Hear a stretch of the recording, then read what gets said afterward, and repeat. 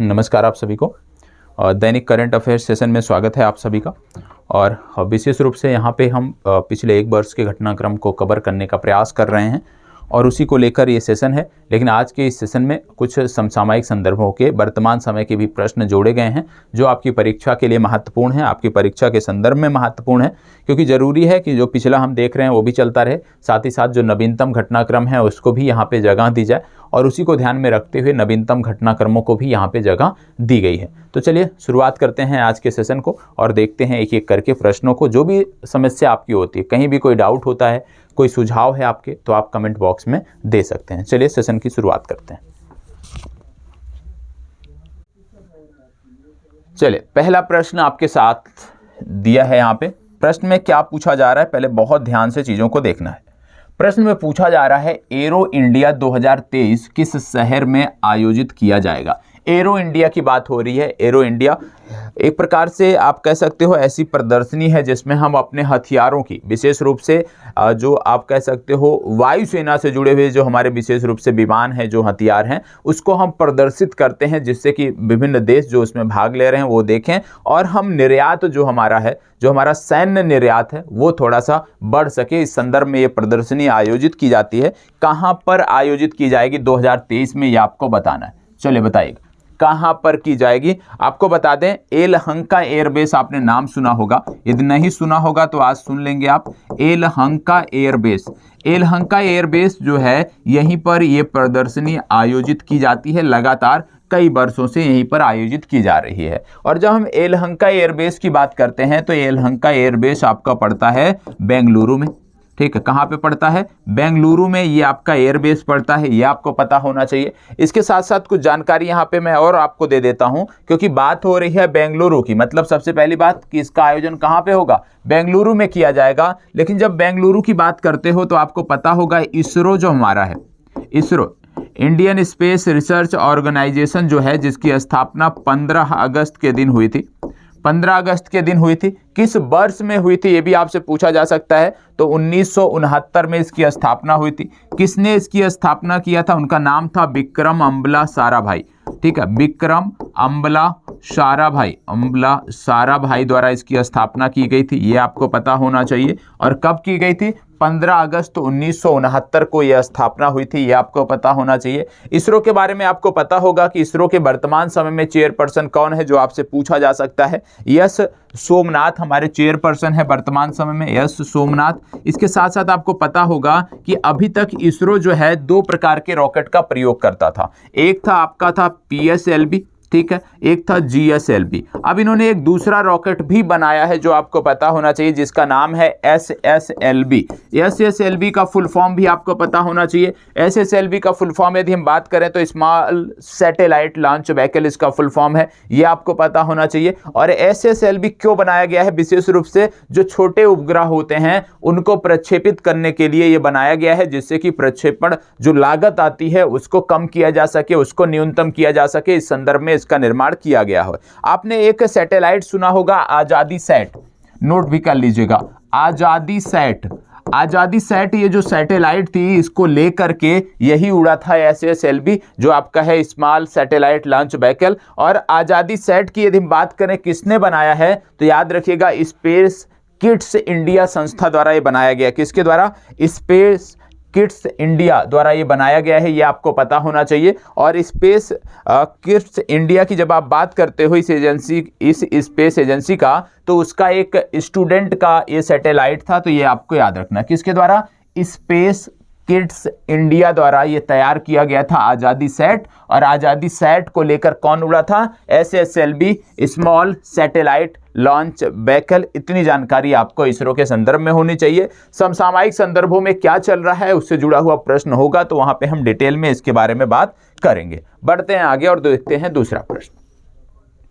दूसरा प्रश्न है किस राज्य को स्काई रूट एरोस्पेस द्वारा भारत की पहली एकीकृत रॉकेट सुविधा प्राप्त होगी? क्या बोला जा रहा है? किस राज्य को स्काई रूट एरोस्पेस द्वारा भारत की पहली एकीकृत रॉकेट सुविधा प्राप्त होगी? आंध्र प्रदेश, कर्नाटक, ओडिशा या तेलंगाना, इनमें से कौन सा सही है आपको बताना है।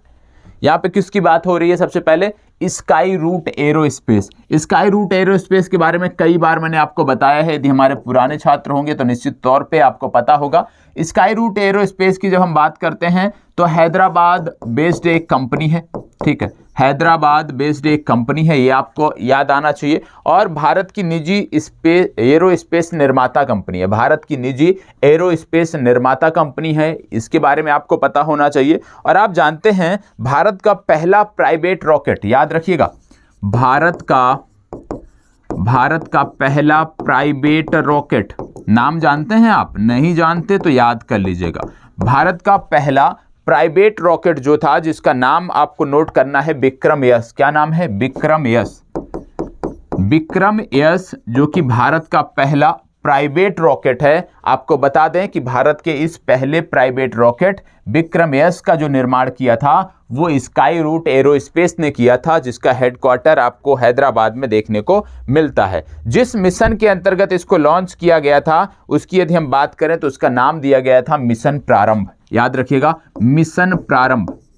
मिशन प्रारंभ क्या था? मिशन प्रारंभ के अंतर्गत विक्रम यस जो भारत का पहला प्राइवेट रॉकेट है, इसको लॉन्च किया गया था। तो विक्रम यस भी पता होना चाहिए आपको, मिशन प्रारंभ भी आपको पता होना चाहिए, साथ ही साथ स्काई रूट एरोस्पेस के बारे में पता होना चाहिए। अब बात करते हैं इस प्रश्न की कि भारत की पहली एकीकृत रॉकेट सुविधा कहां प्राप्त होगी, तो ये प्राप्त होगी तेलंगाना में। तो ये बी विकल्प आपका सही उत्तर है, तेलंगाना इसका सही जवाब है। आप में से बहुत सारे छात्रों के मुझे मैसेज प्राप्त हुए थे, कुछ लोगों ने कमेंट में बोला था, कुछ लोगों ने टेलीग्राम पे बोला था कि सर थोड़ा सा लिंक करके पढ़ाया जाए, जैसे पढ़ाया जाता है पूर्व में, जैसे करंट अफेयर्स कराया जाता था। तो मैं प्रयास कर रहा हूं क्योंकि ये पीडीएफ पहले टाइप हो चुकी हैं, ठीक है, तो इसमें बहुत ज़्यादा डिटेल वाले प्रश्न नहीं थे, इसलिए चीज़ों को लिंक नहीं किया जा रहा है। लेकिन फिर भी आपके कहने के अनुसार, आपके सुझाव के अनुसार आप देख रहे होंगे कि जहाँ पे भी चांस बनता है, जहाँ पे भी चांस बनता है लिंक का, वो चीज़ें आपको उपलब्ध कराई जा रही हैं। चलिए आगे बढ़ते हैं। अगला प्रश्न क्या बोला जा रहा है? हाल ही में किस भारतीय जीव विज्ञानी को वर्ष 2022 का UNEP champions of the earth पुरस्कार मिला? बताइएगा, किस भारतीय जीव विज्ञानी को वर्ष 2022 का UNEP champions of the earth का पुरस्कार मिला, ये आपको बताना है। 4 विकल्प यहाँ पे हैं, पूर्णिमा देवी वर्मन, ममता देवी कौशिक, अहिल्यानाथ वर्मा या रेणुका सिंह गौतम। इनमें से आपको बताना है, फास्ट जवाब दीजिएगा। चलिए बताइएगा इनमें से कौन सा सही है। क्या बोला जा रहा है? यूनाइटेड नेशन इन्वायरमेंट प्रोग्राम का चैंपियंस ऑफ द अर्थ पुरस्कार बताइएगा, और किसको मिला है? ये जीव विज्ञानी हैं, भारतीय जीव विज्ञानी हैं, इनका नाम क्या है ये आपको बताना है। चलिए फास्ट जवाब दीजिएगा, इनका क्या नाम है। चलिए सभी को जवाब देना है, सभी को जवाब देना है, बताएं।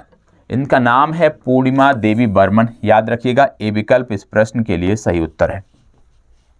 इसको बता दिया। हाल ही में कैम्ब्रिज डिक्शनरी ने किस शब्द को वर्ड ऑफ द ईयर 2022 के रूप में चुना है? कैम्ब्रिज डिक्शनरी ने किस शब्द को वर्ड ऑफ द ईयर 2022 के रूप में चुना है, आपको बताना है। कैम्ब्रिज डिक्शनरी की बात हो रही है, कोलिंस के बारे में हमने बात किया, कैम्ब्रिज के बारे में बात किया हमने, बताइएगा फास्ट जवाब। और इस तरह के प्रश्न पूछे जाते हैं, कुछ डिक्शनरियां हैं जिनके बारे में पूछे जाते हैं, जैसे मैरियम वेबस्टर है, पूछी जाती है। तो ये जो डिक्शनरियों वाले प्रश्न है ना, इसको बहुत अच्छे से आपको देखना है। आपको बता दें इन्होंने चुना है होमर को। किसको चुना है? होमर को। सी विकल्प आपका सही उत्तर है।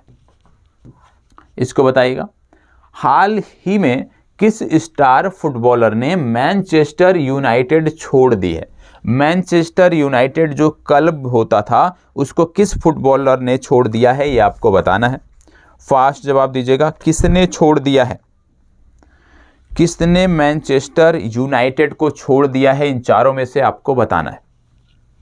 चले फास्ट जवाब दीजिएगा। Jadaun, Cristiano Ronaldo, Marcus Rashford या एंथोनी मार्शल, बताइएगा। इसका सही जवाब है क्रिस्टियानो रोनाल्डो। सी विकल्प इसका सही उत्तर है। इसको बताइएगा। देखो अभी ये सब फैक्चुअल प्रश्न हैं, इनमें बहुत ज़्यादा डिटेलिंग नहीं की जा सकती पुरस्कारों में, ठीक है। यहाँ पे बोला जा रहा है प्रतिष्ठित डॉक्टर कलाम सेवा पुरस्कार से किसे सम्मानित किया गया? डॉक्टर कलाम सेवा पुरस्कार से किसे सम्मानित किया गया, आपको बताना है। चलिए बताइएगा, डॉक्टर कलाम सेवा पुरस्कार से किसे सम्मानित किया गया? डॉक्टर कलाम सेवा पुरस्कार से किसे सम्मानित किया गया, आपको बताना है। 4 नाम यहाँ पे हैं, रितेश अग्रवाल, तिलक मेहता, कविता शुक्ला या रवि कुमार सागर।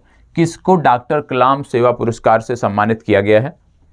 चलिए देखो, क्या है कि आप जब आप इस सेशन को देखते हैं तो प्रत्येक प्रश्न का जवाब स्वयं से भी नोट करते हुए चलना है। क्यों नोट करते हुए चलना है कि आपका ये सेशन समाप्त होता है, 50 प्रश्नों का ये सेशन होता है। जब आपका ये सेशन समाप्त होता है, क्योंकि ये पिछले 1 वर्ष के हैं करंट अफेयर्स, तो अनिवार्य रूप से इनमें से ज़्यादातर प्रश्नों का जवाब आपको आना चाहिए और उसका मूल्यांकन भी आपको करना है कि आ रहा है कि नहीं आ रहा है। इसका सही उत्तर है रवि कुमार सागर। चलिए आगे बढ़ते हैं।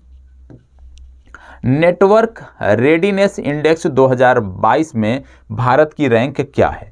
क्या बोला जा रहा है? नेटवर्क रेडीनेस इंडेक्स 2022 में भारत की रैंक क्या है? चलिए बताइएगा, भारत की रैंक क्या है? 60वीं रैंक, 28वीं रैंक, 50वीं रैंक या 61वीं रैंक? इनमें से आपको चुनाव करना है। चलिए बताइएगा, इनमें से कौन सा सही है? नेटवर्क रेडीनेस इंडेक्स 2022 में भारत की रैंक क्या है? चलिए फास्ट जवाब याद रखिएगा, इसमें भारत की रैंक है 61वीं। चलिए आगे बढ़ते हैं। और रही बात इसके पीडीएफ की, आपके पूरे के पूरे प्रश्न हो जाते हैं, ठीक है। 1000 प्रश्न की हमने बात की है, हो जाते हैं। उसके बाद मैं पीडीएफ आपको उपलब्ध करा दूंगा, एक साथ सभी प्रश्नों की पीडीएफ उपलब्ध करा दूंगा। एक ही पीडीएफ में मतलब 1000 प्रश्न और उसके आंसर आपके उपलब्ध होंगे। किस देश की संसद ने भारत के साथ फ्री ट्रेड एग्रीमेंट पारित किया है? किस देश की संसद ने भारत के साथ फ्री ट्रेड एग्रीमेंट पारित किया है, आपको बताना है। यूनाइटेड किंगडम, ऑस्ट्रेलिया, न्यूजीलैंड या डेनमार्क? इनमें से कौन सा सही है? चलिए बताइएगा। अब जैसे इस प्रश्न के बारे में यदि हम बात करें तो यहाँ पे हम डिटेलिंग कर सकते हैं, तो यहाँ पे हम डिटेलिंग करेंगे भी, आपको अतिरिक्त जानकारी आपको देंगे। चलिए बताइएगा, कौन सा देश है जिसने भारत के साथ फ्री ट्रेड एग्रीमेंट साइन किया है? आपको बता दें, इस देश के साथ हम कुछ सैन्य अभ्यास करते हैं जो आपको पता होना चाहिए। जैसे आस्ट्रा हिंद अभी संपन्न हुआ था,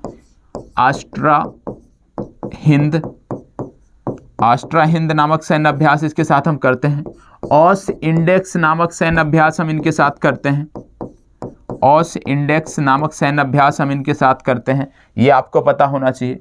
इसके साथ साथ आपको बता दें कि यहाँ पे मशहूर सोने की कुछ खाने हैं जिनका नाम 2 का मैं बता देता हूँ, कालगुरली और कुलगार्डी। याद रखिएगा, कालगुरली और कुलगार्डी, ये सोने की खदानें हैं यहाँ पे जो आपसे पूछी जा सकती हैं, ठीक है। इसके अतिरिक्त आपको बता दें, इस देश में ग्रेट बैरियर रीफ आपको देखने को मिलता है, और ग्रेट बैरियर रीफ जो देखने को मिलता है ये क्वींसलैंड प्रांत में इसके देखने को मिलता है। याद रखिएगा, ये भी पूछा जा सकता है कि ये तो सबको पता है कि ग्रेट बैरियर रीफ कहाँ पे है, ठीक है। ग्रेट बैरियर रीफ कहाँ पे है सबको पता है, ऑस्ट्रेलिया की हम बात कर रहे हैं, लेकिन किस प्रांत में है ये सबको नहीं पता। तो याद रख लीजिएगा, क्वींसलैंड प्रांत के उत्तरी पूर्वी भागों में ये देखने को मिलता है, क्वींसलैंड प्रांत के, ये आपको पता होना चाहिए। इसकी राजधानी क्या है? तो आप जानते हैं ऑस्ट्रेलिया की राजधानी है कैनबरा। ऑस्ट्रेलिया में आप जानते हैं मरुस्थल बहुत ज़्यादा है, ठीक है। अब यहाँ पे कौन कौन से मरुस्थल हैं? तो याद रखिएगा, सैंडी मरुस्थल, यहाँ पे ग्रेट सैंडी देखने को मिलता है। विक्टोरिया मरुस्थल आपको यहाँ पे देखने को मिलता है। आपको यहाँ पे सिम्पसन मरुस्थल देखने को मिलता है। आपको यहाँ पे गिब्सन मरुस्थल देखने को मिलता है, ठीक है। इसके साथ साथ यदि हम बात करें तो यहाँ पे एक पर्वतमाला भी देखने को मिलती है, और ये जो पर्वतमाला है ये आपको देखने को मिलती है पूर्वी तट पर, जिसका नाम है ग्रेट डिवाइडिंग रेंज। और ग्रेट डिवाइडिंग रेंज को एक अन्य उपनाम से जानते हैं, इसको बोलते हैं ऑस्ट्रेलियाई आल्प्स, ये भी आपको पता होना चाहिए। और इसी ऑस्ट्रेलियाई आल्प्स या ग्रेट डिवाइडिंग रेंज से 2 नदियां निकलती हैं, एक का नाम है मर्रे नदी और एक का नाम है डार्लिंग नदी। बाद में ये दोनों नदियां जाके मिल जाती हैं एक दूसरे से और फिर इनकी संयुक्त धारा को हम मर्रे डार्लिंग नदी के नाम से जानते हैं। यह भी आपको पता होना चाहिए। आपको बता दें कि इस नदी की घाटी में एक स्थान पड़ता है जिसका नाम है रेवीरेना। ये भी आपको पता होना चाहिए। ये क्या है? ये रेवीरेना क्या है? इस नाम से जो इनकी उपजाऊ घाटी है, इन दोनों नदियों की जो उपजाऊ घाटी है उसको रेवीरेना नाम से जानते हैं।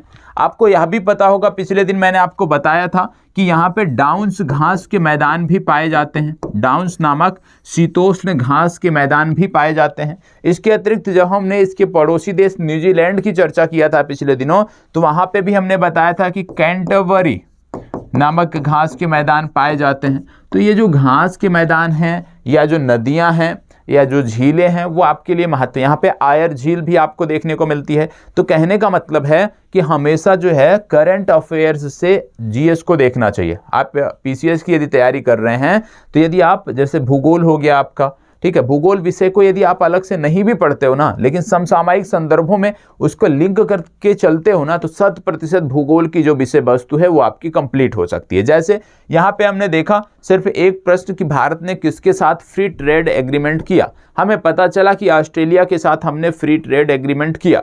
उसके बाद हमने क्या देखा? उसके बाद हमने ऑस्ट्रेलिया के बारे में लगभग जो बेसिक फैक्ट है जो आपको लूसेंट या ऑनलाइनर पुस्तकों में देखने को मिलेगा, उतने लगभग उसमें से सभी फैक्टों की हमने यहाँ पे चर्चा कर ली है। तो इस तरह से हमें चीज़ों को लेकर के चलना है और जब डेली करंट अफेयर्स की हम बात करेंगे तो इसी तरह से चीज़ें उसमें चलती हैं। इसको बताइएगा। हाल ही में भारतीय सेना द्वारा एकीकृत अग्नि शक्ति अभ्यास शत्रुनाश किस राज्य में आयोजित किया गया? बताइएगा। क्या बात की जा रही है यहाँ पे आपसे पूछा जा रहा है कि एक सैन्य अभ्यास है, एकीकृत सैन्य अभ्यास है जिसका नाम है शत्रुनाश, जिसमें हमारी सेनाएं ही भाग लेती हैं। उसको किस राज्य में आयोजित किया गया था? राजस्थान हो गया, मध्य प्रदेश हो गया, उत्तराखंड हो गया, उड़ीसा। इनमें से कौन सा सही है आपको बताना है। चलिए बताइएगा। आपको बता दें ये जो राज्य है इसको बोलते हैं खनिजों का अजायब घर। ये आपको पता होना चाहिए। खनिजों का अजायब घर इस राज्य को जानते हैं।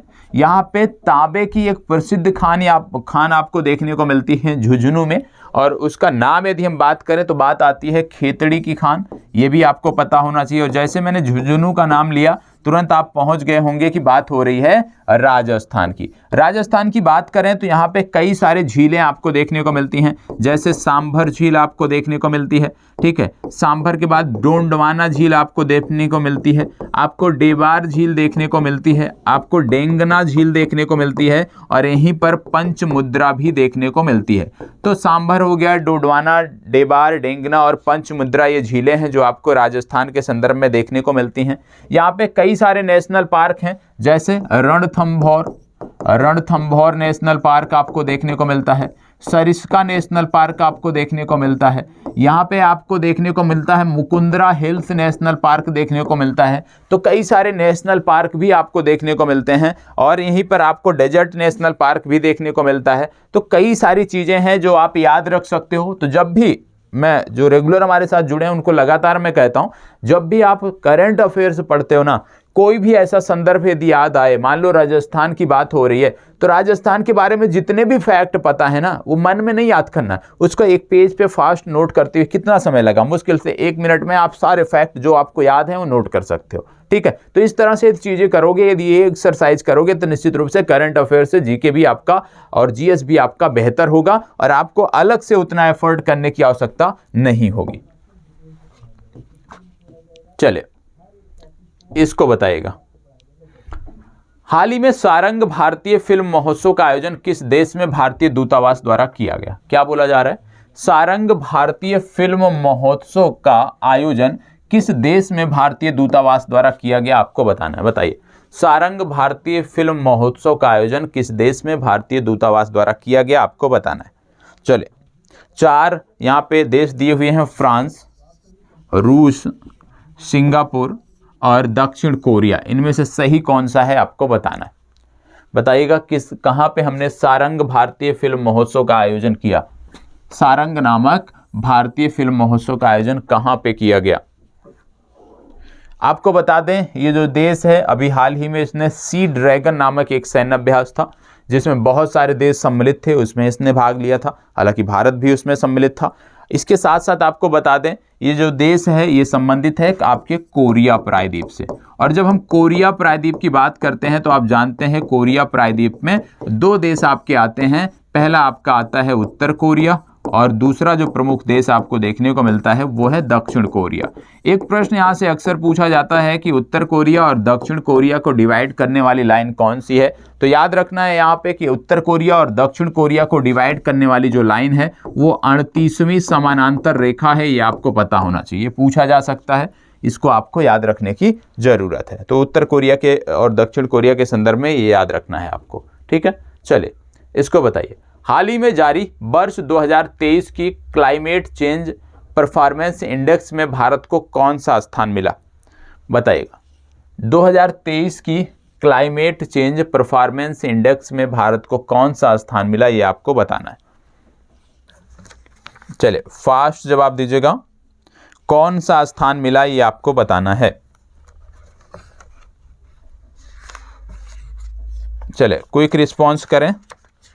देखो सभी को जवाब देना है और नोट करते हुए चलना है। ये जरूर ध्यान रखना है कि कितने प्रश्न आपके सही हो रहे हैं, इसका मूल्यांकन जरूर करना है, तभी इस सेशन का कुछ औचित्य रहेगा। बताएं, आपको याद रखना है इसमें भारत को 8वां स्थान मिला है, बी विकल्प सही उत्तर है। इसको बताइएगा क्या बोला जा रहा है। वर्ष 2022 के राष्ट्रीय खेल पुरस्कारों में कितने खिलाड़ियों को अर्जुन पुरस्कार से सम्मानित किया गया, बताएं। कितने खिलाड़ियों को अर्जुन पुरस्कार से सम्मानित किया गया है, फास्ट जवाब दीजिएगा। कितने खिलाड़ियों को अर्जुन पुरस्कार से सम्मानित किया गया है। देखो आपको पता होना चाहिए कि कितने खिलाड़ियों को अर्जुन पुरस्कार मिला है, क्योंकि ये महत्वपूर्ण प्रश्न है, पूछा जा सकता है, तो इस संदर्भ में आपको याद रखने की जरूरत है। यहाँ पे अर्जुन पुरस्कार के बारे में सिर्फ पूछा जा रहा है। 4 विकल्प आपको दिए हुए हैं, निश्चित तौर पे आपने देखा होगा जब पुरस्कारों का वितरण हुआ था तो इसको बहुत अच्छे से आपने कवर भी किया होगा, तो जवाब देना आपका बनता है। आपको बता दें इसमें से 25 खिलाड़ी ऐसे थे जिनको अर्जुन पुरस्कार दिया गया था, ठीक है। अब आपके राज्य से जुड़ा हुआ, याद रखिएगा, अब अर्जुन पुरस्कार जिन खिलाड़ियों को मिला है उनमें से आपके राज्य से जुड़ा हुआ यदि कोई खिलाड़ी है तो उसको बहुत अच्छे से जाके देख लेना है, क्योंकि वो आपके लिए महत्वपूर्ण है। इसको बताइएगा, ई गवर्नेंस पर 25वें राष्ट्रीय सम्मेलन का विषय क्या है। ई गवर्नेंस पर 25वें राष्ट्रीय सम्मेलन का विषय क्या है, बताइएगा।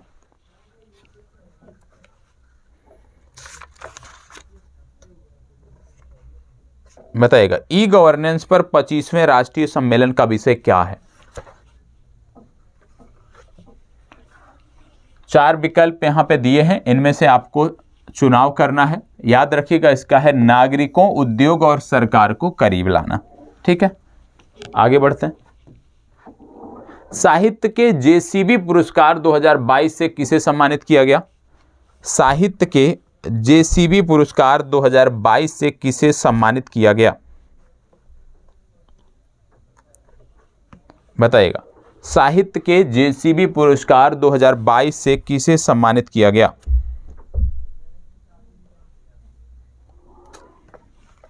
चार नाम यहां पे दिए हैं, शिरीन दलबी, अशोक बैंकर, खालिद जावेद या सुमित बसु, बताएं। फास्ट जवाब दीजिएगा, इनमें से सही कौन सा होगा ये आपको बताना है। याद रखिएगा इसका सही उत्तर है खालिद जावेद, सी विकल्प इसका सही उत्तर है। इसको बताओ। देखो इस तरह के जो महत्वपूर्ण दिवस हैं उस संदर्भ में आपको याद रखना है कि महत्वपूर्ण दिवस कुछ याद होने चाहिए आपको। जैसे प्रतिवर्ष दुनिया भर में विश्व मधुमेह दिवस कब मनाया जाता है। विश्व मधुमेह दिवस कब मनाया जाता है आपसे पूछा गया है, बताएं।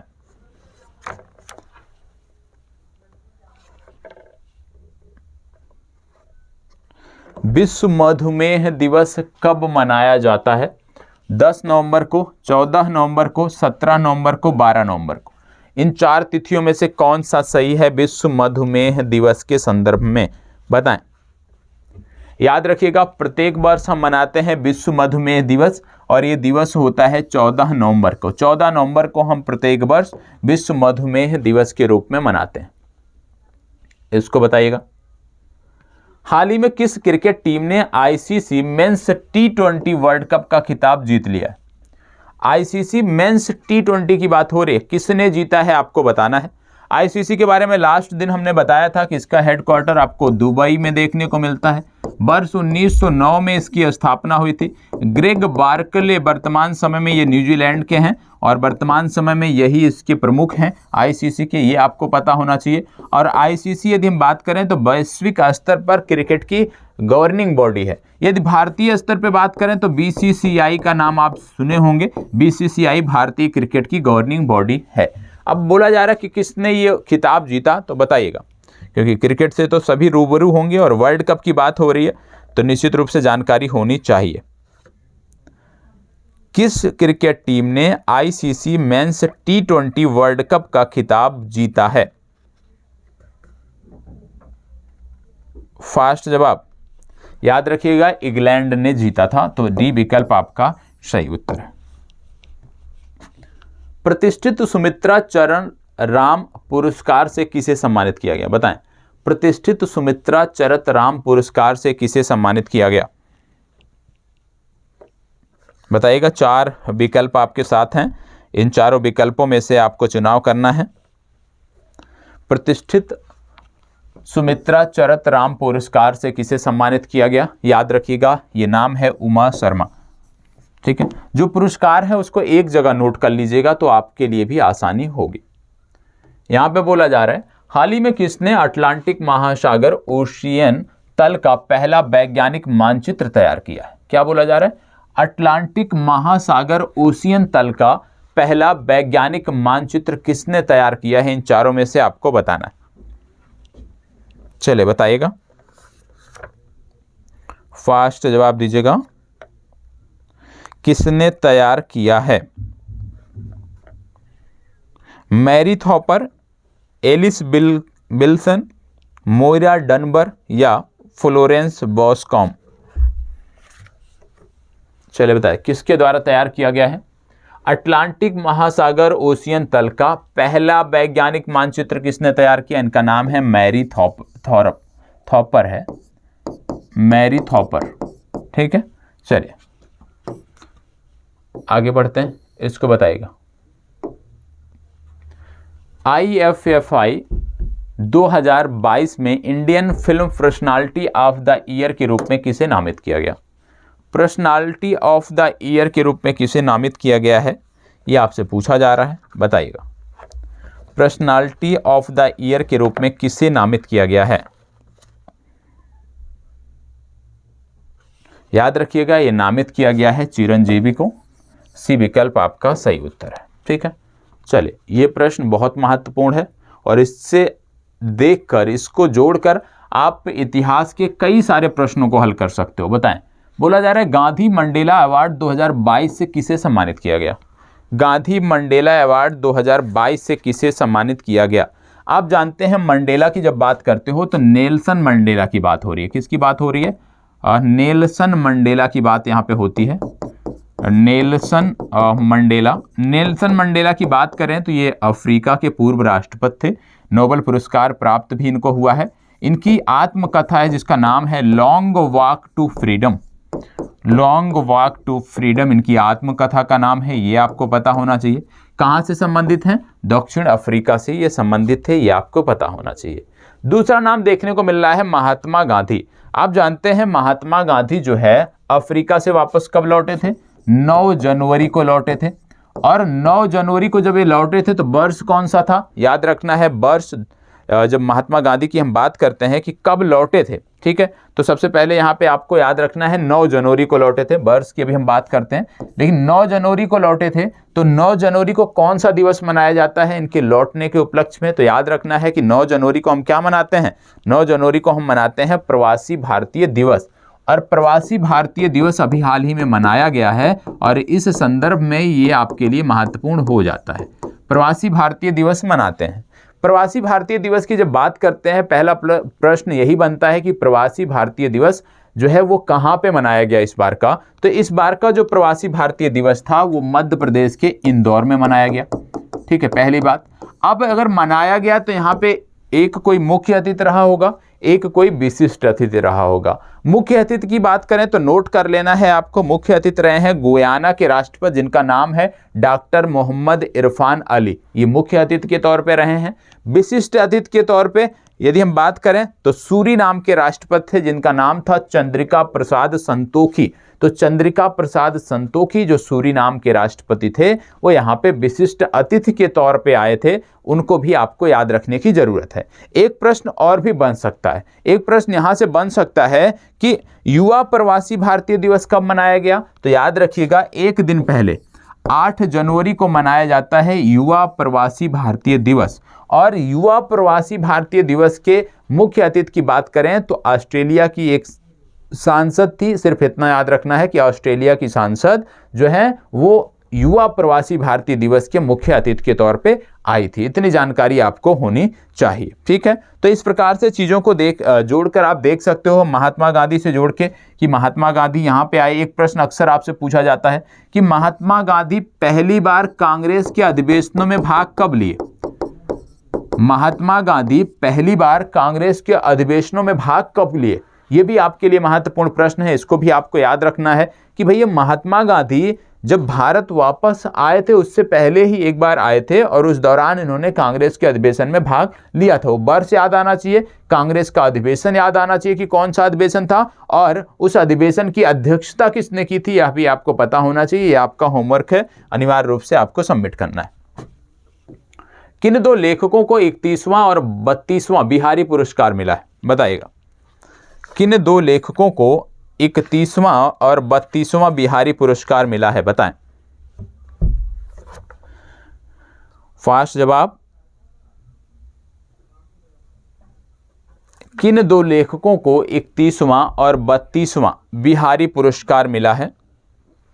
देखो 31वां की यदि हम बात करें तो याद रखिएगा 31वां मिला था मधु कांकरिया को, ठीक है, मधु कांकरिया को। और 32वां की यदि हम बात करें तो माधव को मिला था। इनका नाम है पूरा यहाँ पे गलत लिखा है, इनका नाम है माधव हाडा। तो याद रखिएगा माधव हाडा और मधु कांकरिया को यह पुरस्कार मिला है, इसको बताइएगा।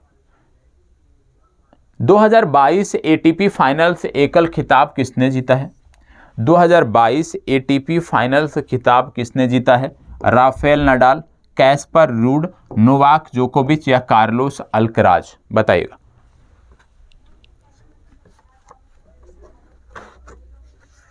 फास्ट जवाब देना है।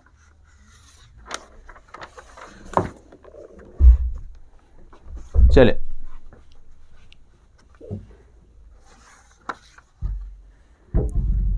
2022 एटीपी फाइनल्स एकल का खिताब किसने जीता है, आपको बताना है। याद रखिएगा ये जीता नोवाक जोकोविच ने, इसको बताइएगा। निम्नलिखित में से किस समूह ने इसको थोड़ा सा एक बार देख लेता हूं, इसमें शायद शाब्दिक त्रुटि है। स्पेशियल है ये, यहाँ पे थोड़ा सा गलत, स्पेशियल है ये याद रखिएगा। Special loss and damage fund स्थापित करने पर सहमति जताई है, बताइए। फास्ट जवाब दीजिएगा इसका भी। Special loss and damage fund स्थापित करने पर सहमति व्यक्त की है किसने। याद रखिएगा COP27, ब्रिक्स, G20 या आसियान, इसका सही उत्तर है COP27, इसको बताइएगा। भारतीय सेना की पहली महिला स्काई ड्राइवर कौन बनी है, बताइएगा। भारतीय सेना की पहली महिला स्काई ड्राइवर कौन बनी है, ये आपको बताना है।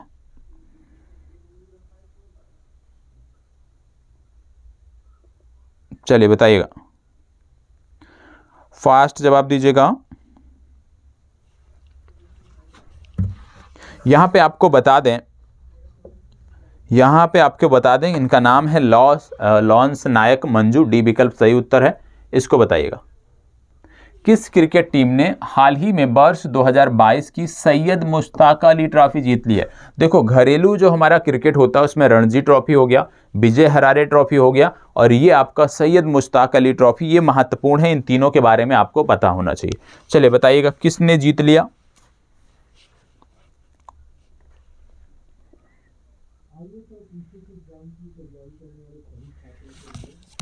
4 विकल्प दिए हैं, उन चारों विकल्पों के आधार पे आपको जवाब देना है। आपको बताना है कि किसने ये जीत लिया है। देखो इसमें एक टीम जो सबसे महत्वपूर्ण है वो आती है महाराष्ट्र की। तो इस तरह के प्रश्न यदि आपसे पूछ लिया जाए और आपको जवाब नहीं पता है तो आप महाराष्ट्र को यदि टिक करोगे निश्चित रूप से आपका जवाब सही रहेगा, गलत नहीं होगा, ये आपको पता होना चाहिए। ठीक है, चले तो इसका सही उत्तर है मुंबई। अंतर्राष्ट्रीय छात्र दिवस प्रतिवर्ष कब मनाया जाता है? फास्ट और क्विक जवाब। देखो दिवस से संबंधित है, इसमें बहुत ज़्यादा कुछ बताने को नहीं है, इसलिए आपको तुरंत ही रिस्पॉन्स करना है। बताएं,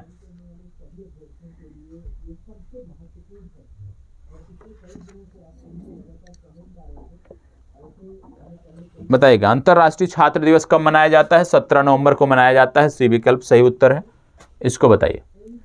ITTF के एथलीट आयोग में चुने जाने वाले पहले भारतीय कौन है? अच्छा प्रश्न है। ITTF के एथलीट आयोग में चुने जाने वाले पहले भारतीय कौन हैं? बताएं, चले बताइएगा। याद रखिएगा ये नाम है शरत कमल। इसको बताइए कौन सा राज्य नॉर्थ ओलंपिक गेम्स 2022 का ओवरऑल टीम चैंपियन बना है? क्या बोला जा रहा? नॉर्थ ओलंपिक गेम्स 2022 का ओवरऑल टीम चैंपियन बना है। बहुत महत्वपूर्ण प्रश्न है आपके लिए। और आपको बता दें ये आयोजन असम में हुआ था और उसी संदर्भ में आपसे ये पूछा जा रहा है कि कौन इसमें चैंपियन बना। बताएं,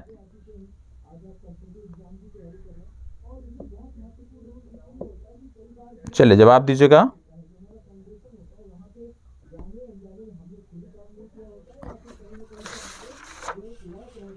देखिए ये टॉप पे रहा यहाँ पे मणिपुर। ठीक है, अब मणिपुर टॉप पे रहा तो यहाँ पे कुछ चीजें आपको बता देता हूँ। जैसे मणिपुर के बारे में आपको पता होगा लोकटक झील, यहाँ पे एक झील देखने को मिलती है लोकटक झील।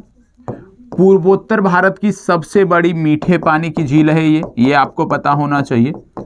आपको बता दें यहाँ पे छोटे छोटे द्वीप, इसमें बहुत छोटे छोटे द्वीप होते हैं ऐसे तैरते हुए। ठीक है, और ये जो तैरते हैं ना जिसपे, उसको बोला जाता है फुमडी।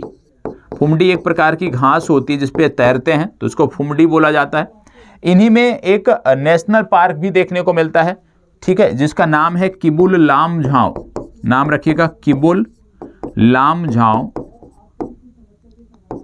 National park. ये आपको यहीं पे देखने को मिलता है। कहाँ पे? इसी लोकटक झील में आपको देखने को मिलता है किबुल लामझाओ राष्ट्रीय उद्यान। और विश्व का एकमात्र तैरता हुआ राष्ट्रीय उद्यान है ये, जो आपको मणिपुर में देखने को मिलता है। इसके साथ आपको बता दें यहाँ पे एक हिरन पाया जाता है जिसका नाम है संगाई हिरन। और ये जो संगाई हिरन है ये एकमात्र इसका आवास स्थल पूरे भारत में है, किबुल लामझाओ नेशनल पार्क। और यह जो है यह स्टेट एनिमल भी है एक राज्य का, यह भी आपको पता होना चाहिए। और ये जो स्टेट एनिमल है ये मणिपुर का स्टेट एनिमल है, ये आपको पता होना चाहिए। और वर्ष 1990 में इस झील को, लोकटक झील को रामसर स्थल भी घोषित किया गया था। मॉन्ट्रेक्स रिकॉर्ड जो है उसमें भी यह शामिल है, तो इसको भी आपको याद रखने की जरूरत है। संगाई हिरन के बारे में पूछा जा सकता है तो आपको बताना है किबुल लामझाओ नेशनल पार्क। तो इसका सही उत्तर है मणिपुर, और इतनी जानकारी मणिपुर से संबंधित। कौमेंग हाइड्रो पावर स्टेशन का उद्घाटन किस राज्य में किया गया? बताइए, कौमेंग हाइड्रो पावर स्टेशन का उद्घाटन किस राज्य में किया गया? इस राज्य में अभी पिछले दिनों एटालिन जल विद्युत परियोजना को लेकर चर्चा चल रही थी। एटालिन जल विद्युत परियोजना काफी विवादित रही है। एटालिन के बाद यहाँ पे आपको देखने को मिलता था दीक्षी जल विद्युत परियोजना, और दीक्षी तो यहाँ के लोगों को आप कह सकते हो कि सौंप दी गई है, ये परियोजना कार्यरत है। तो दीक्षी जल विद्युत परियोजना हो गया, एटालिन जल विद्युत परियोजना हो गया, कौमेंग हाइड्रो पावर स्टेशन हो गया, ये सभी इसी राज्य की परियोजनाएं हैं, ये आपको पता होना चाहिए। बात कहाँ की हो रही है? बात हो रही है अरुणाचल प्रदेश की। तो अरुणाचल प्रदेश की कुछ जल विद्युत परियोजनाएं हैं जो आपको पता होना चाहिए, जैसे कामेंग हो गया, एटालिन हो गया, दीक्षी हो गया। इसके साथ साथ जब अरुणाचल प्रदेश की बात आप करते हो तो यह जो है आप कह सकते हो नेशनल पार्क भी यहाँ पे काफ़ी सारे हैं। यदि हम बात करें जैसे नामदफा नेशनल पार्क आपको देखने को मिलता है, और ये टाइगर रिजर्व भी है, विश्व का सबसे अधिक ऊंचाई पर स्थित टाइगर रिजर्व है ये आपको पता होना चाहिए। मौलिंग यहाँ पे नेशनल पार्क आपको देखने को मिलता है, मौलिंग नेशनल पार्क आपको देखने को मिलता है यहाँ पे। मौलिंग नेशनल पार्क के साथ साथ यदि हम बात करें तो यहाँ पे आपको मेहो वाइल्ड लाइफ सेंचुरी देखने को मिलती है, मेहो वाइल्ड लाइफ सेंचुरी देखने को मिलती है, केल वाइल्ड लाइफ सेंचुरी देखने को मिलती है। तो यह भी आपको याद रखने की जरूरत है। ठीक है, चलिए आगे बढ़ते हैं। एशियाई कप टेबल टेनिस टूर्नामेंट में पदक जीतने वाली पहली भारतीय महिला खिलाड़ी कौन बनी है? एशियाई कप टेबल टेनिस टूर्नामेंट में पदक जीतने वाली पहली भारतीय महिला खिलाड़ी कौन बनी है, बताइएगा।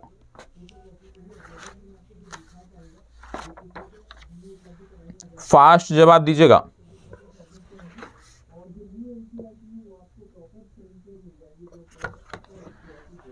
चार जवाब यहां पे हैं, मनिका बत्रा, अंकिता दास, सृजा अकुला या सुतीर्था मुखर्जी। याद रखिएगा इसका सही उत्तर है मनिका बत्रा। ये हमारी टेबल टेनिस खिलाड़ी हैं। ऐसे भी पूछा जा सकता है कि मनिका बत्रा का संबंध किस खेल से है, तो उस संदर्भ में भी आपको ये नाम याद रखने की जरूरत है। इसको बताइएगा, किस देश ने भारतीय नागरिकों को वीजा प्राप्त करने के लिए पुलिस निकासी प्रमाण पत्र जमा करने की छूट दी है, बताइएगा। कौन सा देश है जिसने भारतीय नागरिकों को वीजा प्राप्त करने के लिए पुलिस निकासी प्रमाण पत्र जमा करने की छूट दी है? चलिए बताइएगा।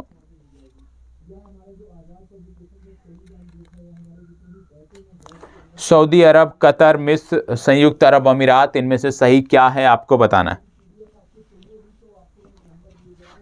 याद रखिएगा इसका सही उत्तर है सऊदी अरब। इसको बताइएगा, भारत ने मिस्र में COP27 के मौके पर किस देश के साथ लीड IT शिखर सम्मेलन की मेजबानी की?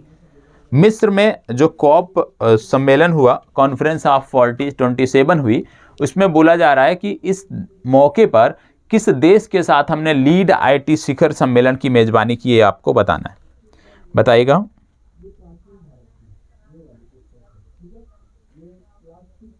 फास्ट जवाब दीजिएगा। याद रखिएगा इसका सही उत्तर है स्वीडन। बी विकल्प आपका सही उत्तर है। यहां मिस्र की बात हो रही है तो आपको पता होगा इस बार गणतंत्र दिवस के अवसर पर, कल ही हमने चर्चा किया था, ये आप होमवर्क है, आप बताओगे। कल हमने चर्चा किया था, मतलब जो पिछला सेशन हमारा हुआ उसमें हमने चर्चा किया कि भाई गणतंत्र दिवस के अवसर पर इस बार हमारे मुख्य अतिथि कौन होंगे, ये आपको कमेंट बॉक्स में बताना है। पिछले क्लास में चर्चा इसकी हुई है कि कौन होगा मुख्य अतिथि, ये आपको बताना है। और दूसरी बात, मिस्र की यहाँ पे बात हो रही है तो आप जब मैप जाके देखोगे तो लाल सागर की, रेड सी की बात आएगी, तो आपकी जिम्मेदारी बनती है कि रेड सी से कौन कौन से देश हैं जो सीमा साझा करते हैं, वो आपको बताना है। यहाँ पे दो प्रकार के देश होंगे, एक अफ्रीका कॉन्टिनेंट के देश होंगे, एक गैर अफ्रीकी कॉन्टिनेंट के देश होंगे। तो वो दोनों आपको बताना है कि लाल सागर से सीमा साझा करने वाले कौन कौन से देश हैं। इसके साथ साथ एक जल संधि आपको देखने को मिलती है, हॉर्न ऑफ अफ्रीका, आपने सुना होगा।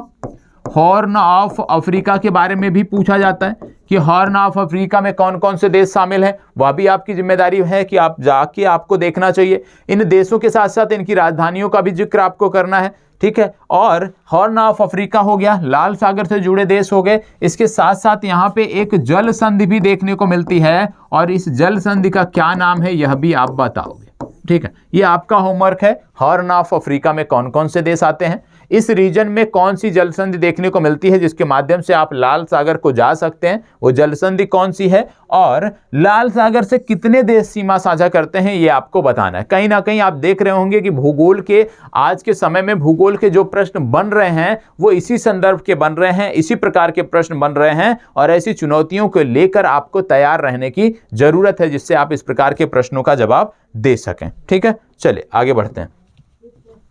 ग्लोबल मीडिया कांग्रेस का पहला संस्करण किस शहर में आयोजित किया गया, बताइएगा। ग्लोबल मीडिया कांग्रेस का पहला संस्करण किस शहर में आयोजित किया गया? याद रखिएगा यह आयोजित किया गया अबू धाबी में, ठीक है। इसको बताइएगा। मून रॉकेट आर्टेमिस 1 किस देश द्वारा लॉन्च किया गया? मून रॉकेट आर्टेमिस 1 किस देश द्वारा लॉन्च किया गया आपको बताना है। चलिए बताइएगा, मून रॉकेट आर्टेमिस 1 किस देश द्वारा लॉन्च किया गया है? चलिए, आर्टेमिस मिशन की बात यहाँ पे हो रही है, और आर्टेमिस मिशन के बारे में जो पुराने छात्र हैं आपको पता होगा कि आर्टेमिस मिशन के बारे में हमने बहुत अच्छे से आपको बताया था कि ये नासा का मिशन है, और जब नासा का मिशन है तो ये किस देश की अंतरिक्ष एजेंसी है? ये अमेरिका की अंतरिक्ष एजेंसी है, ये आपको पता होना चाहिए। आपको पता होगा मैंने जाक्सा के बारे में आपको बताया है, मैंने CNSA के बारे में आपको बताया है, मैंने CNES के बारे में आपको बताया है, और मैंने रॉसकॉसमॉस के बारे में आपको बताया, रॉसकॉसमॉस के बारे में मैंने आपको बताया है। इसके अतिरिक्त आप इसरो के बारे में तो जानते ही होंगे। तो कई सारी देशों की अंतरिक्ष एजेंसियां, ठीक है, जो चर्चा में रहती हैं, जैसे यूरोपीय यूनियन की जो स्पेस एजेंसी है उसके बारे में मैंने आपको बताया। तो कहने का मतलब है कि जो विभिन्न देशों की अंतरिक्ष एजेंसियां हैं उनके नाम पता होने चाहिए कि किस अंतरिक्ष एजेंसी का संबंध किस देश से है। ठीक है, चलिए इसको बताइए, नीति आयोग का पूर्णकालिक सदस्य किसे नियुक्त किया गया है? नीति आयोग का पूर्णकालिक सदस्य किसे नियुक्त किया गया है?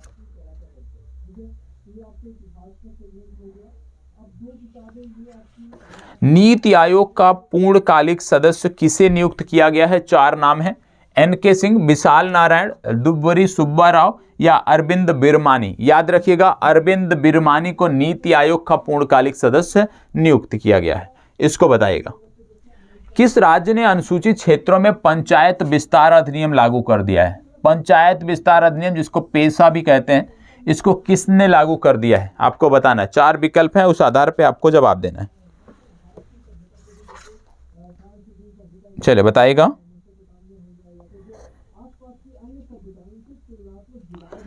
किस राज्य ने? अब देखो, ये राज्य वही हो सकता है ना जहां पे अनुसूचित क्षेत्रों का बाहुल्य है, और अनुसूचित क्षेत्रों के बाहुल्य वाले राज्य की यदि हम बात करें तो इसमें मध्य प्रदेश प्रमुखता से आता है, और इसको मध्य प्रदेश ने लागू किया है। ठीक है, चलिए आगे बढ़ते हैं, इसको बताइएगा, स्विट्जरलैंड पर्यटन के मैत्री राजदूत किसे नियुक्त किया गया है? इसमें थोड़ा सा शायद एरर है शाब्दिक, पर्यटन के मैत्री राजदूत, यह है पर्यटन, गलत लिख दिया है इन्होंने, पर्यटन की बात हो रही है। स्विट्जरलैंड पर्यटन के मैत्री राजदूत के रूप में किसे नियुक्त किया गया है आपको बताना है। चलिए बताइएगा, 4 नाम दिए हुए हैं, और आपको बता दें ये नियुक्त किया गया है नीरज चोपड़ा को। ठीक है, आगे बढ़ते हैं, झारखंड का स्थापना दिवस कब मनाया जाता है? ये आपसे जुड़ा प्रश्न नहीं है, ठीक है, लेकिन फिर भी हमें देख लेना है, कम से कम पता होना चाहिए कि कौन सा राज्य कब बना है, उस संदर्भ में आपको पता होना चाहिए। तो बताएं,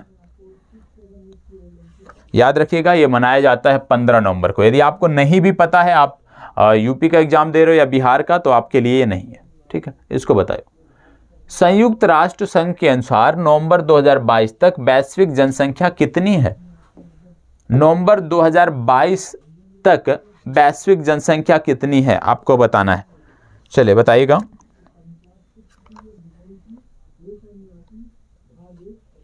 याद रखिएगा, संयुक्त राष्ट्र की माने तो नवंबर 2022 तक वैश्विक जनसंख्या 8 बिलियन है। 8 बिलियन लोग इस पृथ्वी पर हैं, ये आपको पता होना चाहिए। इसको बताइए, राष्ट्रीय प्रेस दिवस प्रतिवर्ष कब मनाया जाता है? अच्छा प्रश्न है, बताएं, राष्ट्रीय प्रेस दिवस प्रतिवर्ष कब मनाया जाता है? राष्ट्रीय प्रेस दिवस प्रतिवर्ष कब मनाया जाता है? राष्ट्रीय प्रेस दिवस कब मनाया जाता है? 4 तिथियां दी हैं नवंबर माह की, आपको बता दें। राष्ट्रीय प्रेस दिवस की जब बात करते हैं 16 नवंबर को मनाया जाता है। एक जानकारी और, आपका होमवर्क है, आपको करना भी चाहिए। जब बात आ रही है प्रेस की, तो आपने इतिहास में, आधुनिक भारत के इतिहास में पढ़ा होगा ना प्रेस की स्वतंत्रता का मुद्दा। तो क्या आप बता सकते हो कि प्रेस पे अंकुश जो लगाया गया था वो किसके समय में अंकुश लगाया गया था प्रेस की स्वतंत्रता पर, और प्रेस की स्वतंत्रता को बहाल किसने किया? दोनों चीजें आपको बतानी है कि प्रेस की स्वतंत्रता पर अंकुश किसके द्वारा लगाया गया था और प्रेस की स्वतंत्रता को बहाल किसने किया है। दोनों चीजें आपको बतानी है, क्योंकि इतिहास के संदर्भ में जब आप गवर्नर जनरल और वायसराय के बारे में अध्ययन करते हैं, एक महत्वपूर्ण प्रश्न है ये, इसके बारे में पूछा जाता है, तो इसको भी आपको जाके देखना है। इसको बताएं, भारतीय ओलंपिक संघ के एथलीट आयोग के अध्यक्ष के रूप में किसे नियुक्त किया गया है? बताइएगा। भारतीय ओलंपिक संघ के एथलीट आयोग के अध्यक्ष के रूप में किसे चुना गया है? 4 नाम दिए हुए हैं, पीवी सिंधु, अर्चिता, शरद कमल, मीराबाई चानू या मैरी कॉम। याद रखिएगा ये नियुक्त किया गया है मैरी कॉम को, तो डी विकल्प इसका सही उत्तर है। इसको बताओ। मेजर ध्यानचंद खेल रत्न पुरस्कार 2022 किसको प्रदान किया जाएगा? मेजर ध्यानचंद पुरस्कार की बात हो रही है, महत्वपूर्ण पुरस्कार है, ठीक है, ये आपको पता होना चाहिए। चलिए बताइएगा।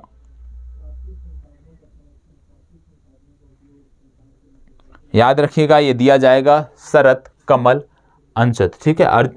इनका नाम भी थोड़ा सा टिपिकल है, याद रखिएगा। अंचिता शरद कमल बोला जाता है, लेकिन कहीं कहीं शरद कमल अंचिता लिखा है। ज़्यादातर जगहों पे अंचिता शरद कमल नाम से ही जानी जाती हैं, तो डी विकल्प सही उत्तर है। इसको बताइए। चलिए आगे बढ़ते हैं। इसका तो रिपीट हो गया। इस प्रश्न का जवाब बताइएगा।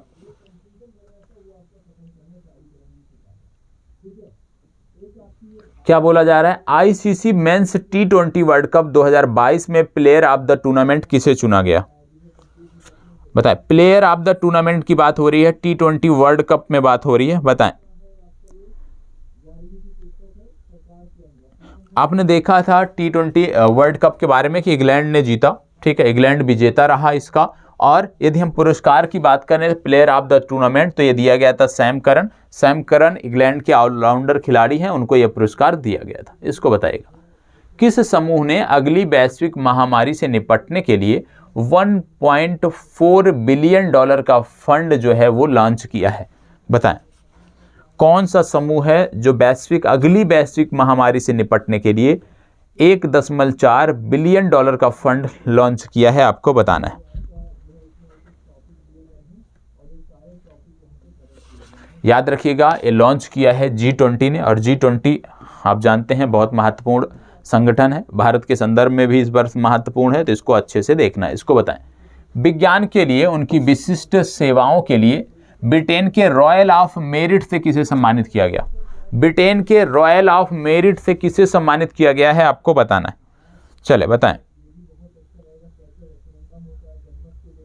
ब्रिटेन के रॉयल ऑर्डर ऑफ मेरिट से किसे सम्मानित किया गया?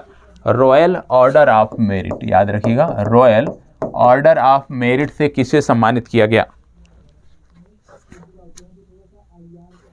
याद रखिएगा इनका नाम है बेंकी रामाकृष्णन, ठीक है, सी विकल्प इसका सही उत्तर है। आगे बढ़ते हैं। भारत का पहला मल्टी मॉडल लॉजिस्टिक पार्क बनाने का कॉन्ट्रैक्ट किसे मिला है? देखो इस तरह के प्रश्न पूछे जाते हैं, क्योंकि जब संसद भवन के निर्माण की बात आई थी, नए संसद भवन के, तो पूछा गया था, एक परीक्षा में पूछा गया था कि नए संसद भवन के निर्माण का जो कॉन्ट्रैक्ट है वो किसको मिला है। तो इस संदर्भ में यह भी प्रश्न पूछा जा सकता है, तो बताएं। मल्टी लॉजिस्टिक पार्क बनाने का कॉन्ट्रैक्ट किससे मिला है? याद रखिएगा ये कॉन्ट्रैक्ट मिला है रिलायंस इंडस्ट्री को, तो ये विकल्प सही उत्तर है। इसको बताओ। किस देश को संयुक्त राज्य अमेरिका ने अपनी करेंसी मॉनिटरिंग लिस्ट से हटा दिया है? किस देश को अमेरिका ने अपनी करेंसी मॉनिटरिंग लिस्ट से हटा दिया है? आपको बताना है। चले बताइएगा। याद रखिएगा इसने हटाया है भारत को। भारत को जो है यूएसए ने अपनी करेंसी मॉनिटरिंग लिस्ट से हटा दिया है। चलिए आगे बढ़ते हैं। लाइफ साइंस डेटा के लिए भारत के पहले रिपोजिटरी का नाम क्या है? बताइएगा। लाइफ साइंस डेटा के लिए पहले रिपोजिटरी का नाम क्या है? आपको बताना है।